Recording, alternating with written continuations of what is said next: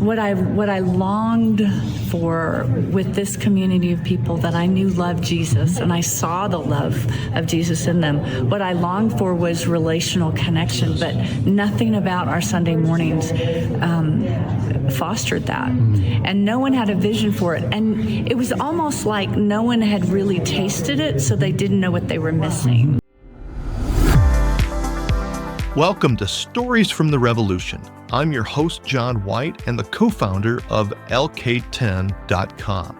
On this podcast, we share real-life stories from the front lines of the relational revolution, where people all over the world are rediscovering a simple, relational way of living out church just as Jesus intended. If you're a current or former church leader who's felt restless or wounded in traditional church settings, or if you're longing for deeper community, deeper leadership, and deeper joy, you're in the right place. Let's dive in.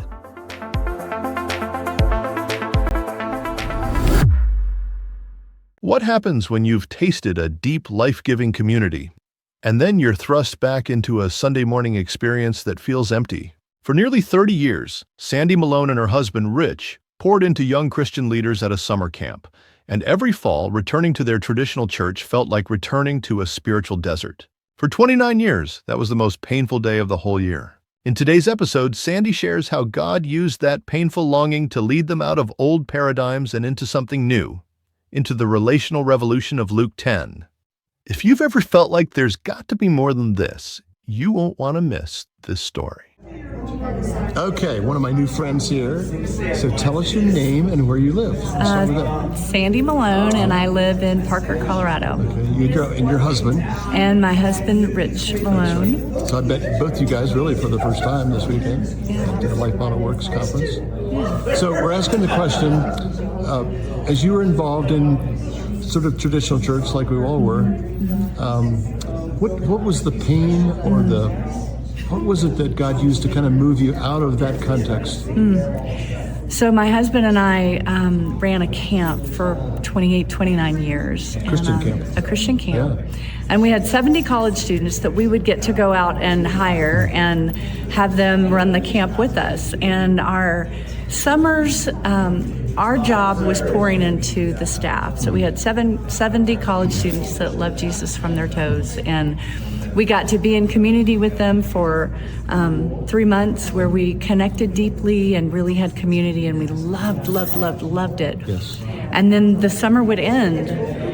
And then at the end of the summer, we had to go back to church. And I loved my people in my church, but relational community just was not on the menu on Sunday morning. And so honestly, the most painful day of my year, every year for 29 years, was the Sunday we had to go back to church. I loved the people. I was committed to them, but it felt really empty. It felt like water everywhere, but not a drop to drink. Wow.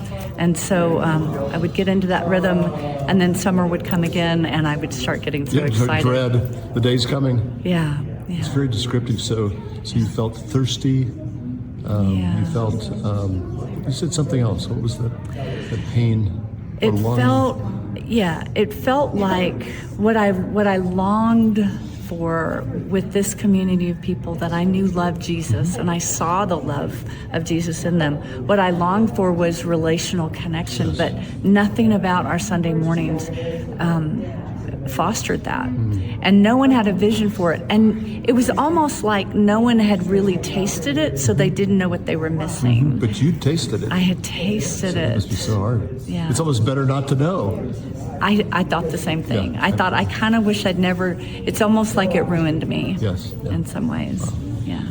At some point, how did you discover Luke 10? So we were at a conference, and it was a Kurt Thompson conference, and we were sitting at lunch, and this guy was at the table with us, and he said, "Have you heard of Luke 10?" And I said, like, the verse in the Bible, chapter in the Bible, and he said, "No." He told us a little bit about it, and my heart just leapt. You just hearing that? Just hearing it. So then I went home that day from the conference, and I took a deep dive into the website, and I listened to everything I could do, and I just, at the end, after about an hour and a half of just listening, I just, with tears in my eyes, said to my husband, "We have found our people. We have found our people." Powerful. And so what happened next? How did you get involved? So then we reached out, we did the intro call, and we jumped into the first Church 101 that we could do. So the two of us did it and loved it and connected deeply, and literally it felt like water in a desert because it was what we had longed for. And then we had 3 other couple friends that we said, "You've got to do this thing." And so we got them to sign to do a Church 101. After their first meeting, they asked us to come and do it again. So we did Church 101 again. Okay, yeah. A lot of people do that. It's These fun. 4 couples, it was, us and 3 other couples, and then we just tumbled right into a community of practice. Wow, so you from bonded that. so much. We did, and so for several years now, we have been. It has been. It's been our church, our Didn't you community. get tired of meeting the same people? No. It's so life-giving and so amazing. Facilitator training? I did facilitator training with the Rock Tribe experiment. Oh, yeah, okay, that's right. And that was a wonderful experience. Yeah. But so, I mean, you guys are no rookies. You've been Christian leaders for a long time. What did you learn through facilitator training that maybe you didn't know before? Can you name anything that sort of comes to mind? Or reinforce something? Yeah. How would you say it? So, well, part of the training itself. Okay, one of the things that I've loved about Luke 10 is the consistency of connection in every interaction. You know, with Tony, with facilitator training, all of the things have been so consistent and meeting something really deep in me. So it's been a paradigm shift for me. Having been on staff in an organized church, then being part of an organized church, and being in religious service all of my life. It's just a shift that's been so refreshing and consistent with what my heart longs for.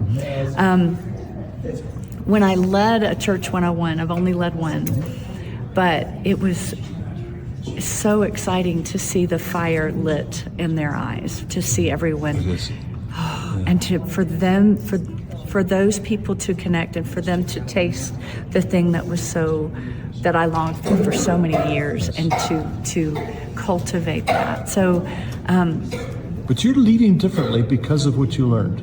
Sounds like. yeah, Is that true, or how would you say that? yeah, You've been a leader for years. yeah, but True. leading differently. You know what? My friend, my community of practice. I happen to know the other couples, and I've known them a long time and loved them a long time. But to use Luke 10 words, it's given us a track to run on and going deeper. Yeah. And these are friends from college, but boy, we started the community of practice and the depth of connection and community. Wow, you already were close, but something went way deeper. I wish I had words to wrap around it. Like, I loved these people, but the track to run on, the practices, and we still do it faithfully. I mean, we because of what it produced in us was deeper than we ever dreamed, deeper than we had vision for. And so giving that away, I think having those rhythms, having the track to run on, the words, the vision for it has changed conversations with people and leading. And we did lead, and we had connection at the camp with the 70 college students. We loved them. It was wonderful. But I wish we'd had this structure then. I think it would have been even better. Sandy, thank you. Yeah. That's a great thank you. story. I love it. Yeah. Fantastic. Thank you. What a powerful testimony from Sandy Malone, someone who tasted authentic, spirit-led community and couldn't go back to church as usual. Her story reminds us that once we experience the real thing, we can never be satisfied with empty forms. Maybe Sandy's story sparked something in you. Maybe you felt that same ache, the disconnect between what your heart longs for and what you've experienced in traditional church settings. If so, you're not alone, and there is a way forward. Here at Luke 10, we're helping people all over the world rediscover Jesus-shaped community. If you're a current or former church leader looking to reimagine ministry around deep, spirit-led relationships, we invite you to take the next step. Sign up for a free discovery call to see if our training might be the right fit for you. Just go to lk10.com/intro. That's lk10.com/intro. May you find what Sandy found. This is the revolution, and it's happening right now. Thanks for joining me today on Stories from the Revolution. If today's conversation stirred something in you, would you please consider passing it along to someone who needs to hear it? Just tap that share button and send it their way by text, email, or social. Until next time, keep listening, keep loving, and keep leading like Jesus.